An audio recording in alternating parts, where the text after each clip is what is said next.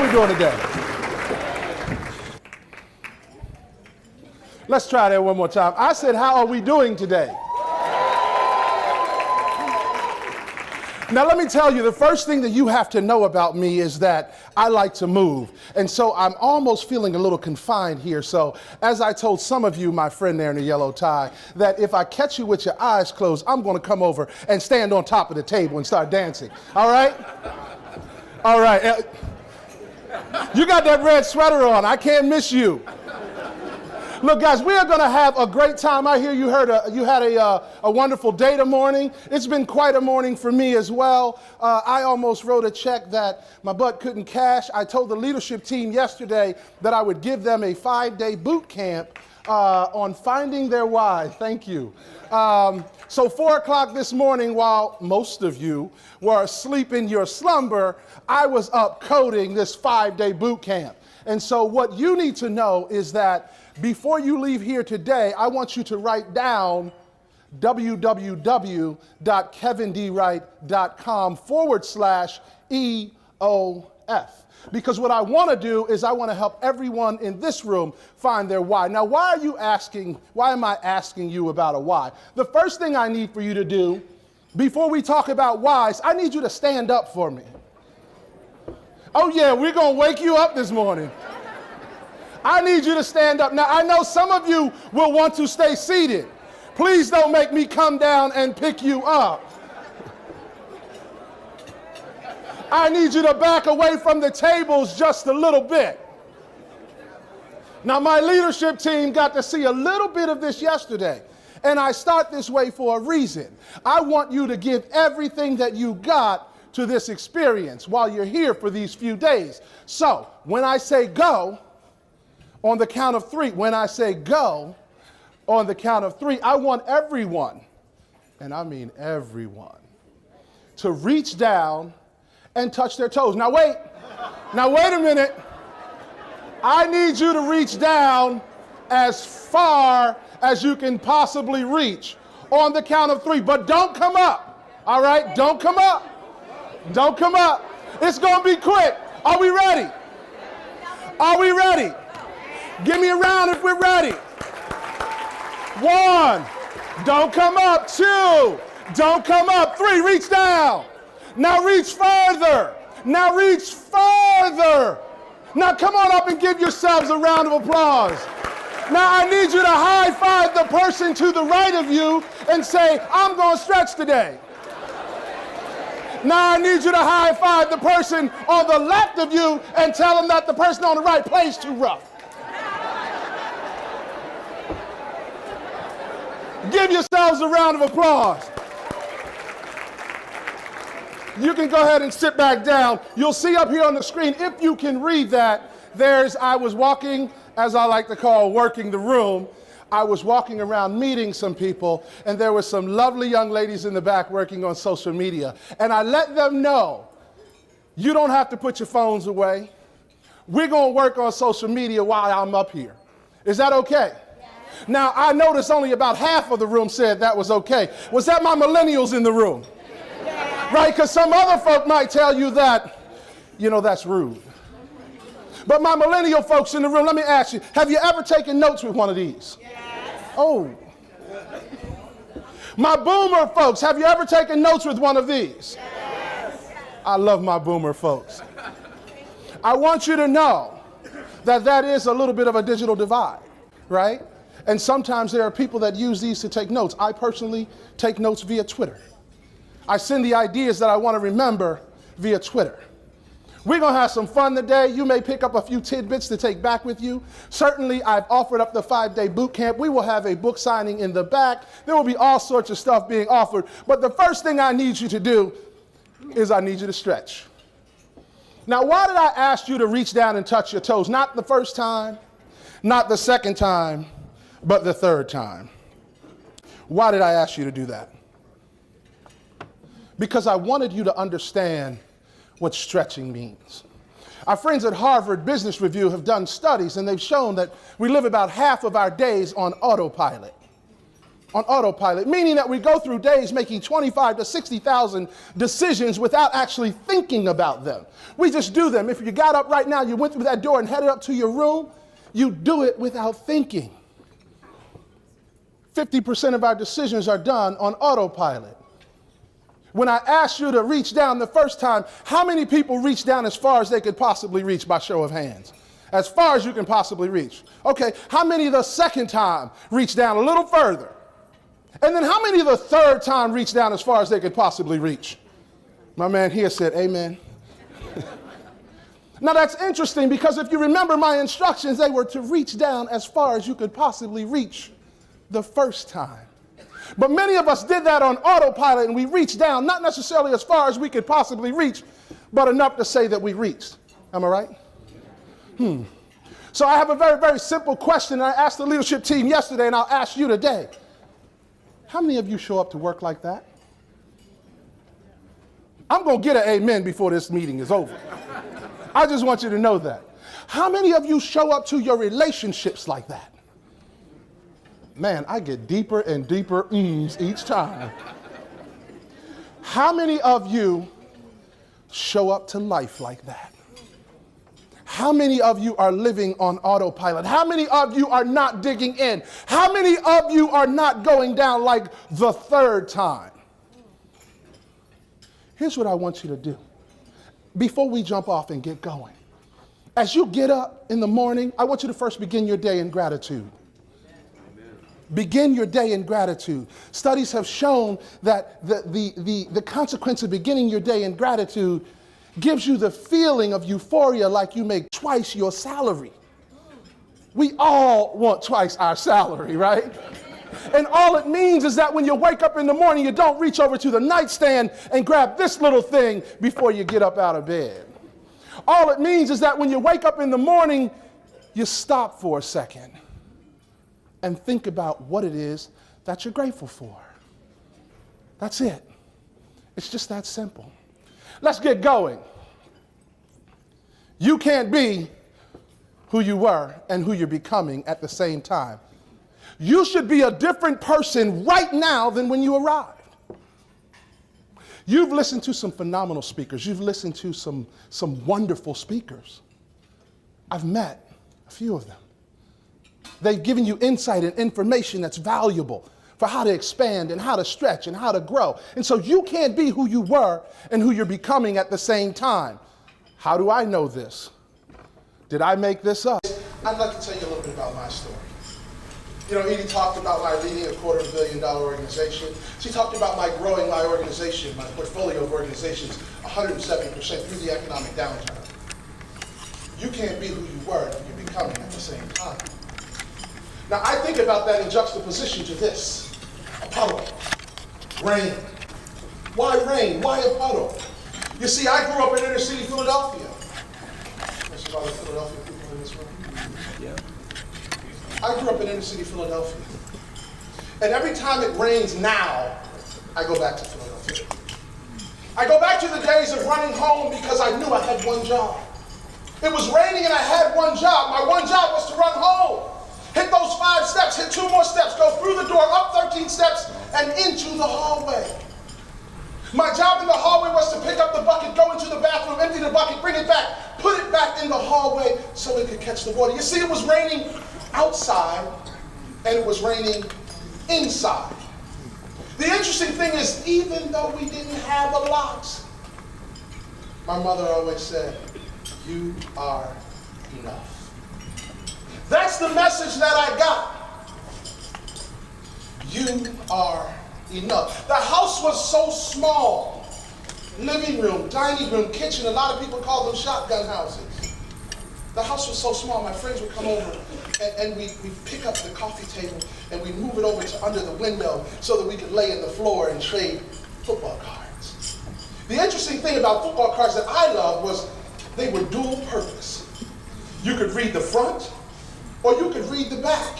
And in my situation, depending on what I wanted to do with them, I'd cut off the left corner or I'd cut off the right corner. You see, I'd take my cards, and I had a good stack, right? A Wright, my Terry Bradshaw. I'm dating myself. I don't even know if Tops makes football cards anymore, but I had my good stack. And then I had what I like to call my scrub stack. And I'd take a couple cards from my scrub stack and I'd wrap the cards up. And see, depending on what I wanted to do with them, I'd cut off the left corner or I'd cut off the right corner. You see, if I wanted to keep my socks dry in my left shoe, I'd cut off the right corner. You see, football cards slid up into my sneakers quite nicely. You see, I had holes in my shoes, and sometimes my socks would get wet. You see, going out in the wintertime, I'd put my feet into Stroman bread bags to keep my feet dry so that I could play in the snow sometimes. But see, you can't be who you were and who you're becoming at the same time. And Mom always said, you are enough. I'd come home sometimes and it'd be dark in there and there would be the flicker of candles. You see, nowadays I buy candles from Yankee because I want the house to smell good. Back then, we'd have candles JIC, just in case. You see, sometimes there was a bit more month at the end of the money. You understand what I'm saying? You see, sometimes I'd come home and the front door would be open and it'd look a little dark in there. And it certainly wasn't because of the attitude or how we all felt. It was a little dark in there because sometimes, someone would forget to pay the electric bill. You see, sometimes there was a little bit more month at the end of the money. And we had candles and we'd bring them out and we'd light the candles. Mom would light the candles and, Dad would come home. Dad was an electrician. So Dad would come home and say, okay, don't worry about it. We got enough. But Mom would tell me, you are enough. Sometimes the neighbors would come by and the lovely thing about my home where I grew up is you never knew who you were having dinner with. And you never knew if you were having dinner. Let me help you to understand what I mean by you never knew if you were having dinner. You see, sometimes you'd get a whiff of what was coming out of that kitchen through that front door that was open as you hit those 5 steps and those 2 steps and you went through the front door. The interesting thing is that sometimes when you got that whiff, and kind of like Pavlov's dog, you start salivating a little bit. Sometimes I would hit the kitchen and there'd be one plate there. Dad's plate.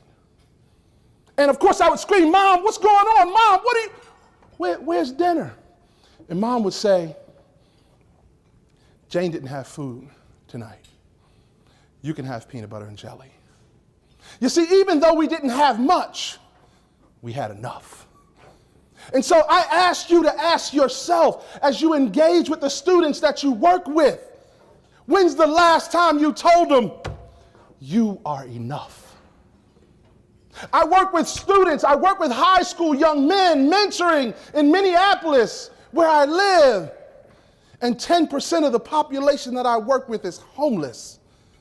If I don't know where my next meal is coming from, if I don't know where I'm going to lay my head, you best believe it's hard for me to learn. If I don't know where I'm going to lay my head, if I don't know where I'm going to live, if I'm in a bad situation, I need someone to tell me, you are enough. So as you go back to your roles and understand you can't be who you were and who you're becoming at the same time, I want you to stop for a second. Think about what you're grateful for in the morning and make sure that you tell the people that you engage with and that you work with and that you work for, you are enough. And understand one thing, as you tell them you are enough, I want you to understand that you are enough. Because sometimes, because we're in those roles, people think it's easy for us. People think we got it light, we got it easy, and everything is in order and we're moving in the right direction. And so I don't need to hear that I'm enough. But let me tell you, I don't care what walk of life, I don't care what position you're in, I don't care where you are. Everybody needs to hear it. You are enough. The reason why social media is so popular is because I can go there and get my I'm enough fix, right? I can get the dopamine that I'm looking for to feel good about myself from social media. But let me tell you something, those young men and those young women and a little more seasoned young men and young women, they too like to know that they are enough. So take the time and tell folks that you are enough. I digress.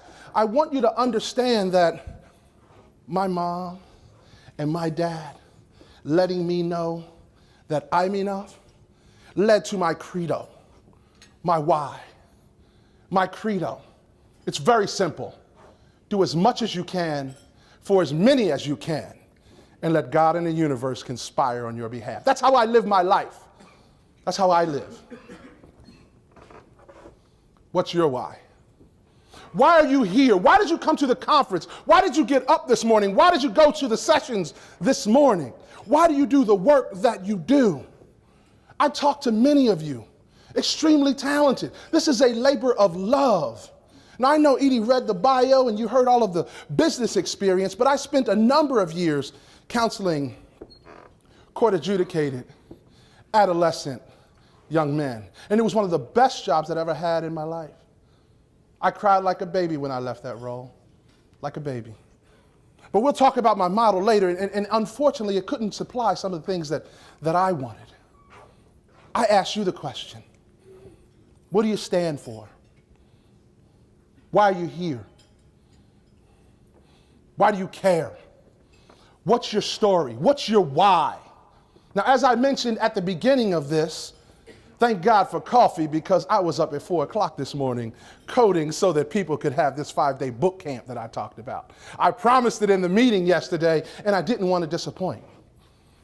And so as I said to you in the beginning, KevinDWright.com/EOF will get you your boot camp, your free 5-day boot camp, an email each morning, 4:45 for 5 days, for you to work on your why. Now, someone said to me early, I've been in this for 31 years. If I don't know my why by now, shame on me. And she's right, to a degree. You see, it's very interesting. A lot of times our whys change over time. In many instances, now most of the time, our whys can be dated back to early childhood. But sometimes tragedy strikes. And when tragedy strikes, sometimes that changes our why. You see, I have a friend. I have a friend who spent 30 years working with inner cities. 30 years, that was his why. And then tragically, a year ago, his college graduate, 25-year-old, who took her first girlfriend's trip to the city of Atlanta to have a good time. She had just gotten a new job, a new house, and a new apartment. She was tragically struck down, hanging out with the girls. Not in the wrong place at the wrong time. She was at a good place. Maybe the wrong place at the wrong time. That has changed his why. And so a lot of times I say to you, know your why, but understand you might want to be a little flexible. As you bring yourself and all of you to work, understand that your light shines brightest when you are your authentic you. Your authentic you. Now, I understand that may be tough for some people. I talked to somebody yesterday who said, you know, I aspire to greatness. I aspire to be a president of a community college, and my natural locks may make that a little more difficult. And so I've kind of changed my look a little bit. And what I say to that is, you are your best you when you are fully you. And this is how I suggest you be your full you. As you engage those people that you work with and that you lead and that you work for and that work for you, do it from this vantage with nothing to hide, nothing to prove, and nothing to position. Now, I know I'm not so naive to think that you don't talk about politics on the campus. I teach at the graduate level. I understand.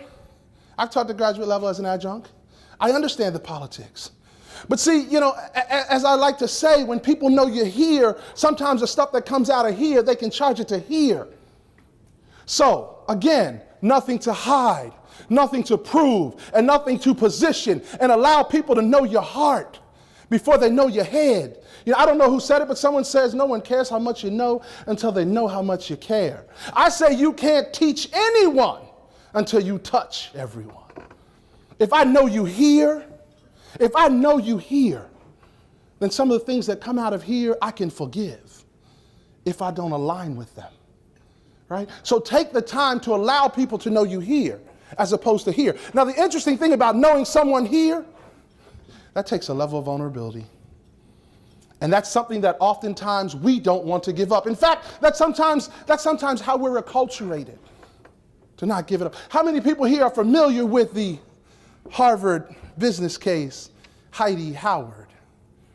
You see, they took a business case and they split the room in half, as if I was to come down here and walk down the middle, split the room in half, and give this side of the room Heidi, and give this side of the room Howard, and change nothing else in the business case. Nothing. And when they analyzed, when they polled the room, Howard could almost walk on water without his feet getting wet. He was the guy you wanted to work for. He was the guy who had it going on. He was the guy who could lead a team. Heidi, on the other hand, was conniving. Heidi was all about herself. Heidi was certainly someone that you didn't want to work for. Again, the only thing changed in the business case was the name. So Heidi all of a sudden was different than Howard. It has everything to do with our acculturation. It has everything to do with what we tell our little girls. It has everything to do with what we expect of our little girls. You see, unfortunately, women are supposed to be nurturing in our culture. They're not supposed to be hard-charging business women. Now, without getting too political myself, I'm not talking about in a Sheryl Sandberg kind of way, right? We all read Lean In, and some of us thought it was great. I liked the book. I thought it reeked of privilege. Now, I told some people in the audience earlier today that I did not come here to be PC. It is not my job. I am not a politician. I will tell you what I think. I will give you a little bit of food for thought, hold up a mirror, and we're going to keep it moving. All right? Now, I'm seeing head nods, and, the other thing that I tell folks, as you look to engage people, you can read the words there at the bottom. Intellect, emotion, fears, passion, creativity. That's what I say you connect with people on. You don't connect with people on what they look like, what sports they play, and all that other good stuff.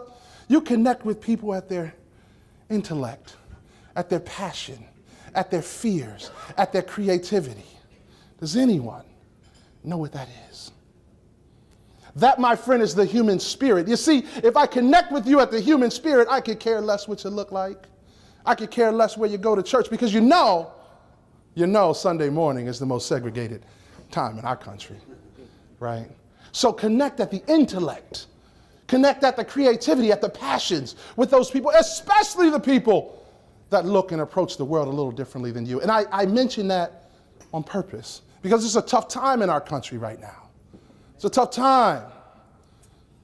You have a leader. It's hard to lead a country when half the country hates the other half of the country. Our former president spoke for the first time this morning. I got to tell you, I kind of wanted to stay there and watch a little while. This is my position, but I kind of miss him a little bit. And I understand what that might mean for you from a funding standpoint, right? Let's be real. But the beauty of growing up in inner city Philadelphia like I did is you can do a whole lot more with a whole lot less. Right? Studies have shown, it's so funny.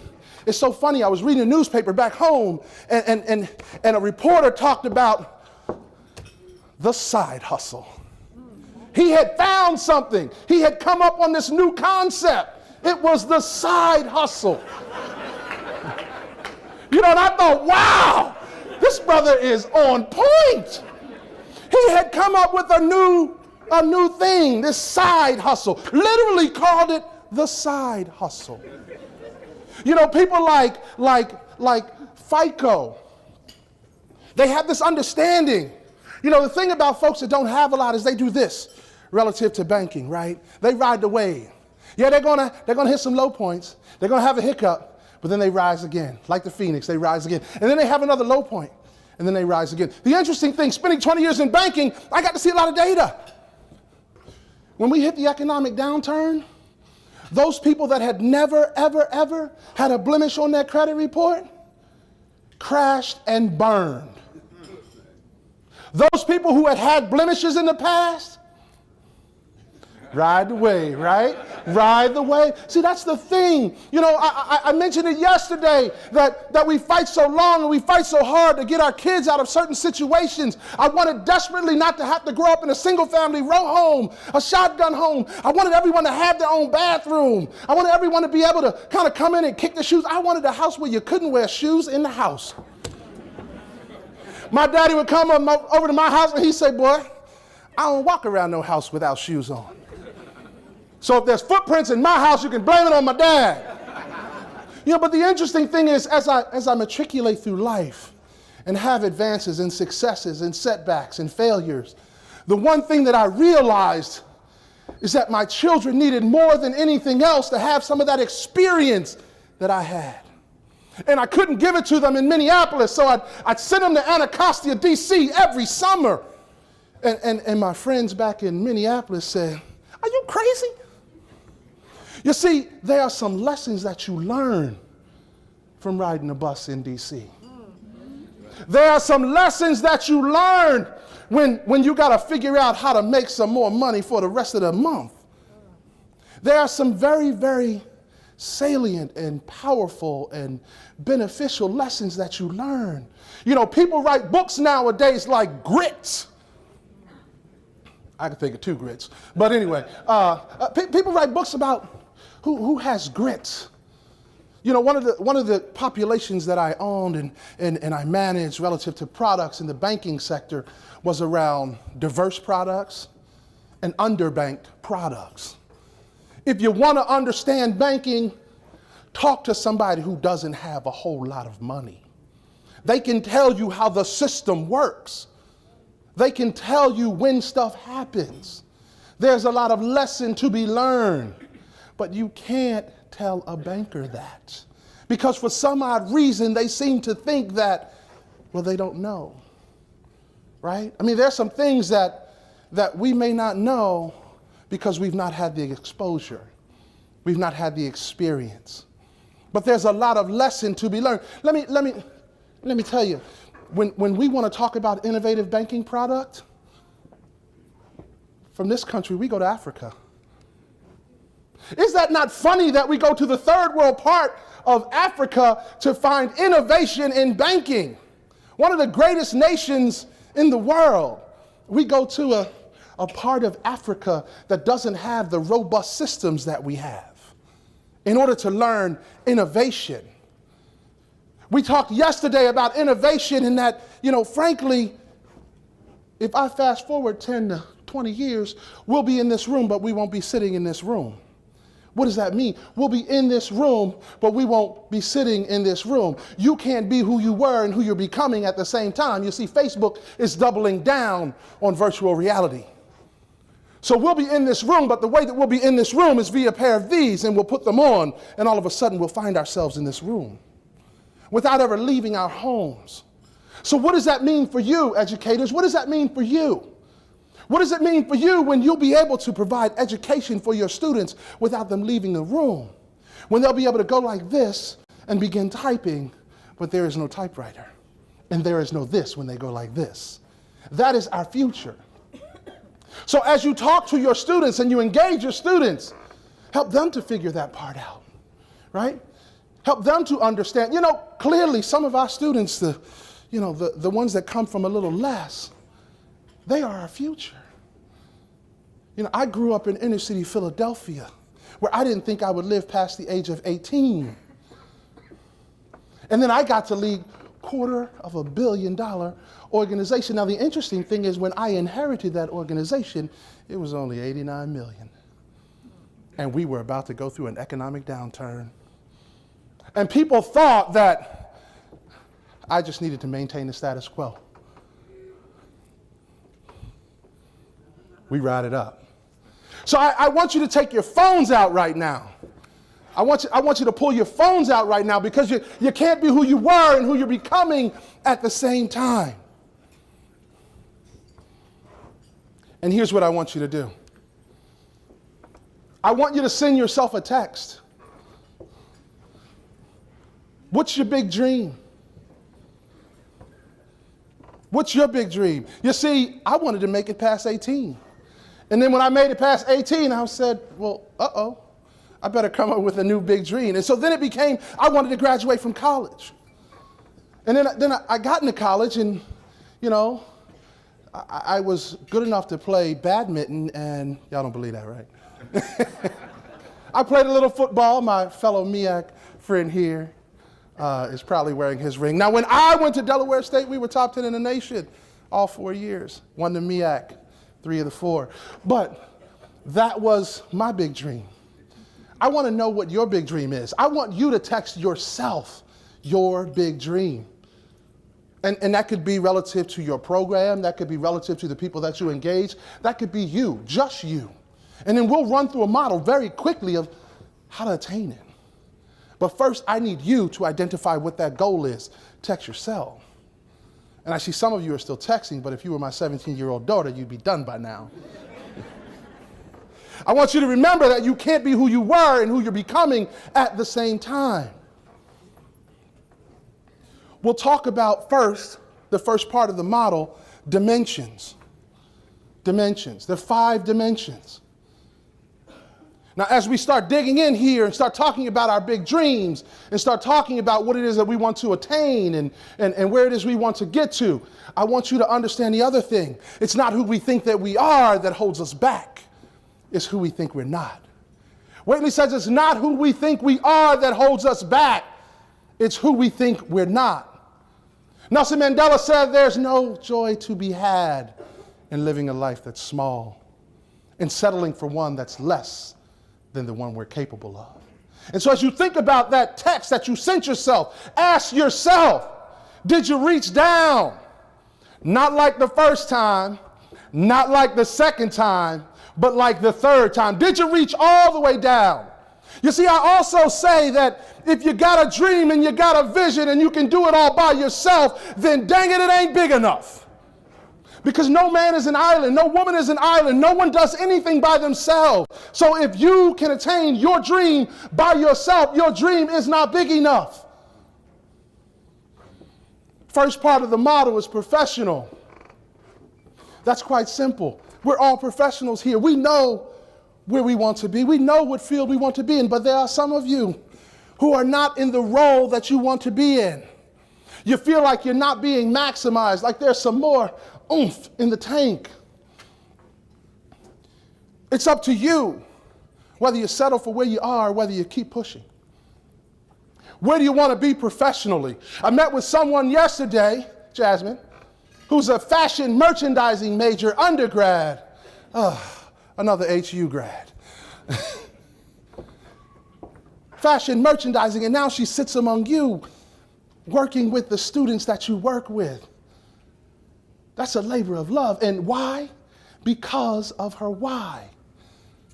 Because at Abercrombie and Fitch, she didn't like the way Abercrombie and Fitch was Abercrombie and Fitch, and felt like she could make a bigger difference based on more than just her looks and appearance. She felt like she could make an impact in the community like you're making. And so she chose her profession. That's your first dimension. Your second dimension, relational. Who do you spend your time with? Who do you hang out with? As you think about work, who do you spend your time with?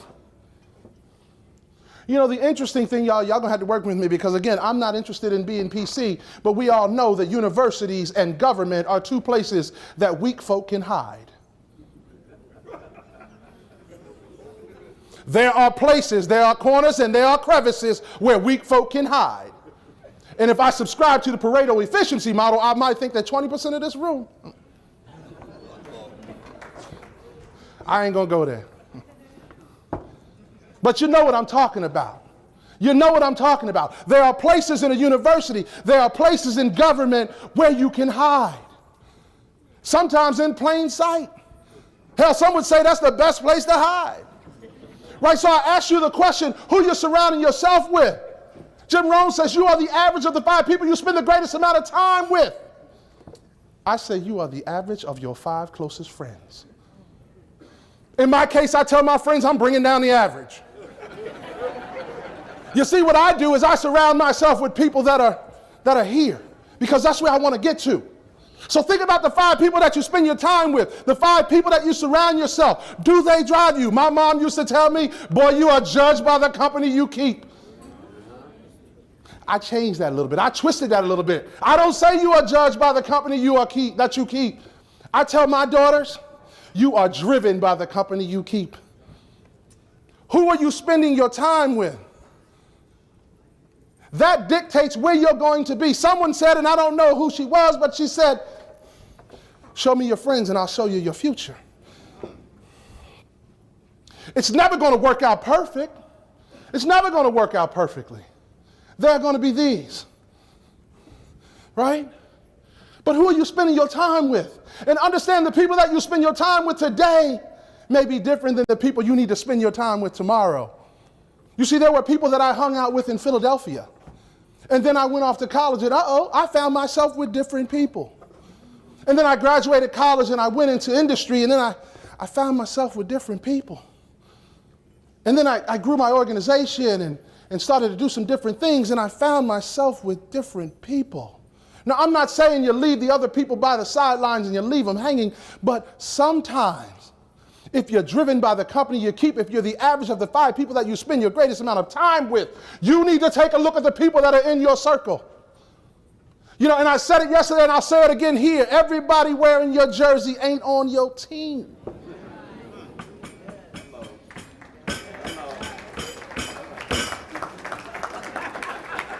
Just because you have the same colors on, don't make them on your team. You got to know who's on your team and who's not. And you know what? You got to really understand and pay attention and look closely, because sometimes I had a conversation in the back as I was working the room. Someone talked about, well, you know, you need to have 5 people that you spend your time with, because you got to be able to ask people, you know, where your blind spots are. And family gets tired and taxed with those sorts of questions. I don't ask those sorts of questions in my house. You see, I have a wife, I have 2 daughters, I have a female dog, I have a female vacuum cleaner, a female microwave, a female refrigerator. I don't ask those questions in my house. I don't want to tax them with that sort of challenge. Now, I might ask my wife if she's in a good mood. But I surround myself with what I call my board of directors. And I surround myself with friends who are where I aspire to be. I'm bringing down the average. You see, when I was in undergrad, I hung out with undergrads. And I thought like an undergrad. And then when I became in management, I thought like a manager. But I wanted to hang out with executives. And so when I became an executive, all of a sudden, my friends changed some. So my thinking changed some. You know, one of my very closest friends who I will have on tape that I tear his butt up in golf weekly, we have discussions. See, he's a CEO. And so what happens is we get on the golf course and we talk, and we ain't talking about housewives, y'all. Not housewives of Atlanta, not housewives of New Jersey, not housewives of anywhere. We have discussion and conversation because you're driven by the company you keep. So you can imagine the type of conversation that we have. We talk about the challenges relative to health. We talk about the challenges relative to clean water. We talk about the challenges relative to growing industry. Those are the discussions that we have. We ain't talking about Nene. Right? We ain't talking about the Moore girl, whatever her first name is, I can't even remember. See, I really don't watch that crap. But a lot of us, Kenya Moore, that's it. A lot of us, you know, we find, hell, we got a president who likes to spend 8 hours watching television. That ain't PC. That ain't PC for him or the country that he's leading. Pick up a book. That's what I tell my 17-year-old. This ain't PC. Let's keep moving. The next thing is community. What is it that you're engaged in that's bigger than you? That is important. You got to know what you're engaged in that's bigger than you. And more importantly, you got to know what the people that you lead and that you work with and that you engage with are engaged in that's bigger than themselves. You want to stay young? Throw yourself into something that's bigger than you. I'm going to keep moving. The next one is financial. Understand the type of life you want to live, the people who work with you, the people who interface with you. Understand the types of lives they want to live and help them to understand how to get there. You're working with college kids. A lot of them think that they can graduate and be CEOs and CFOs and chief marketing officers, right? And some of the worst things that we can do, I know we do it, is coddle them, right? We talk about millennials. I mean, I got a couple of them. And folks say, you kind of rough. I say, we made the monster, right? We started giving away trophies for showing up and participation trophies. You know, the first thing that I told my HU intern, because I started a relationship between Howard University and US Bank. So when my interns came in, the first thing I asked was, what do you want out of this? And boy, did they rattle off a list. The second thing that I said to, and one in particular, Miss Jamaica, no one gives a about you. Because that's the real world. HU is not the real world. Delaware State is not the real world. Your universities, your colleges, your community college is not the real world. And what I mean by that is you care. You care a lot. And they feel that. Many of them need that. When they come to see you, they need that love. Hell, it might be the only place they're getting it for some of them. But the real world is cold. The real world is nasty. And to the extent you stop solving problems for those people in the real world, you will find yourself out on the street. We stopped caring about people as a culture and started caring about profits and ROIs and IRRs. That's what folk care about. So we have to get our millennials and our students ready. The world is changing. Some of us, trust me, I've worked with a number. Some of us don't want to change. Some of us don't want to. Now, I give credit, right? Because some of us do. My mother-in-law called and said, how does this Wi-Fi thing work? Oh, Wi-Fi, I got it. I give her credit. The fastest growing population on Facebook right now is the boomer, right? Let's keep it going. Wellness. I talk about wellness. Wellness has everything to do with charging your batteries. How do you charge your batteries? I asked the question yesterday, do you go on vacation? When you go on vacation, what does that look like? You know, statistics would show that the Thursday before we go on vacation on Friday is the most productive that we are as U.S. citizens. We can get everything in the world done on that Thursday before we leave for vacation, Friday. Y'all know how it goes. I coach. I'm an executive coach. Some of the things that I tell the people that I work with is, what would you do if you went on vacation? And they say, well, I delegate that. I get that done before I left, and I wouldn't do that. Great. Do it now. You ever feel like you need more time, you have too much on your plate, you don't have enough help or enough time to get things done? Delegate some of them. You see, the other part of our culture is that we're a culture that kind of want to do everything. We want to do everything ourselves. No man or woman is an island. No one does anything by themselves. Delegate. Your people will be more engaged. The people that you lead will appreciate the confidence that you have in them by delegating work that you would normally do to them. Delegate a little bit more. Right? When you go on vacation, don't leave for Friday and check email on the flight out. Wake up Saturday morning and try and get up before the family gets up and sneak and check email while you're on vacation. And then come back in the evening, and when everybody turns down for a nap, you know that 2 or 3 o'clock afternoon nap when you're on vacation, but you check an email. Right? And then you might disengage on Monday, maybe Tuesday, maybe Wednesday, Thursday. I don't want to go back to 10,000 emails. I'm just going to check a little bit. And then Friday, you're coming back to town. Well, hell, you're on a plane. You got nothing else to do. You're not going anywhere. You might as well check email. And Saturday, oh man, Monday is going to be hellacious. Let me go ahead and check this email. Sunday, you are full on working. It might as well be a work day, because 8 to 5, you are in front of that laptop trying to answer emails so that you don't have 10,000 on Monday. I have a friend who would come back on Monday, and y'all gonna not like this, but they would come back, highlight all the emails they got, delete. If it's that important, they'll send it back to you. 80% of them you were only CC'd anyway. It wasn't for you. You know what they say about comedy is that it's all rooted in reality, right? The next part of the model, and I need to do a time check here because we want to answer a couple of questions. We have a book signing that we're going to have. I'm going to burn through the strategy really quickly. The first part of the strategy is fields. What fields do you want to play on? Where do you want to play? I use the football analogy because, you know, while I was a little more svelte in my younger days playing football, I still like the game. So I say football. Again, networks.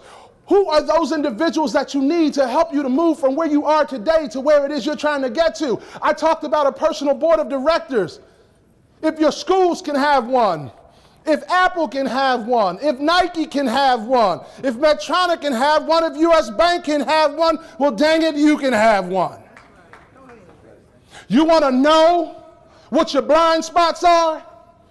Surround yourself with some people who see the world a little different than you. So when I talk about your board of directors, those 5 people, you better have one person on that aisle, on that team that doesn't think like you do, that doesn't see the world the way that you do, that doesn't think necessarily that you're moving right. Now 4 of them can. The other thing I want to mention to you, and didn't necessarily plan to talk about it, but I want to talk to you for a hot second about consensus, because I see a lot of that happens in universities. We're lead by show of hand, how many people here lead by consensus? Y'all got alligator arms now.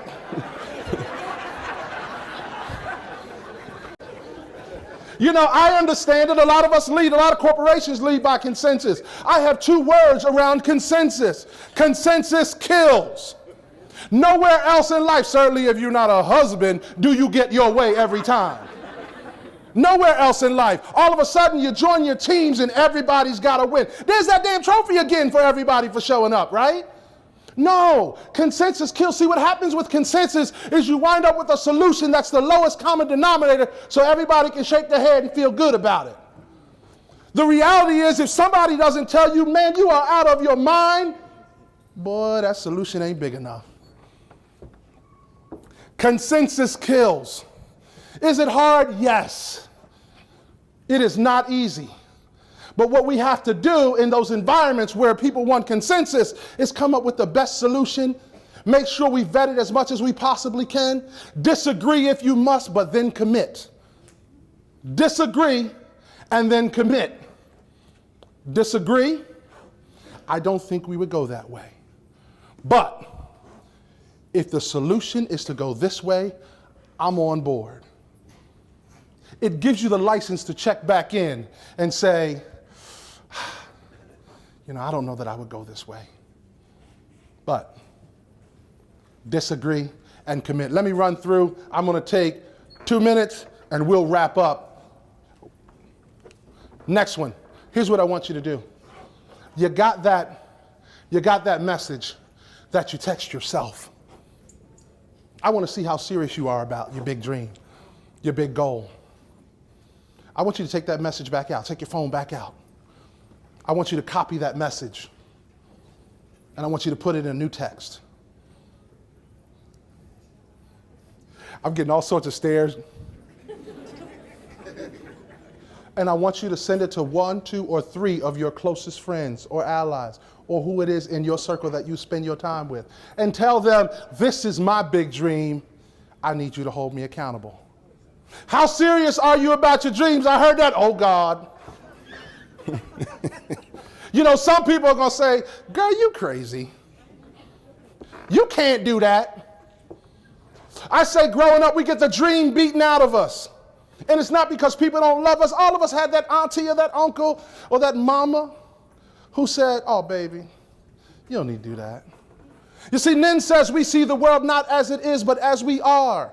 So when people tell you you can't do something, it's not because they don't have faith in you or they don't believe you or they don't believe in you. It's because we see the world as we are, not as it is. And if I can't see it for me, then clearly I can't see it for you. Or I may be wearing your jersey, but I ain't on your team.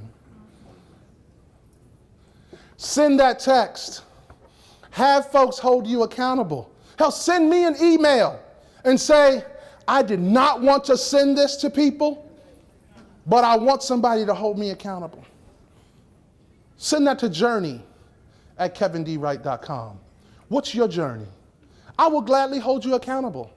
Gladly. I had a young woman who said to me, I was speaking in Arkansas, and she said, I want to run the Bentonville half marathon. And I thought, wow. Okay. That was in October. In April, I got a picture of a woman, Marissa Spicer and her son, and the text simply said, we did it. I checked in. I got to see how it was coming along. I'll do the same for you. Tell me what your big goal is, what your big dream is. I'd love to check in. Next is a sequence of events. What are those steps that are necessary to get you from where you are today to where it is you're trying to get to? Everyone wants to go from midnight to morning in 3 minutes. It doesn't happen that way. There are steps that we need to take. You're not going to graduate from college and be a chief marketing officer. You're not going to walk in the door day one and then become a director.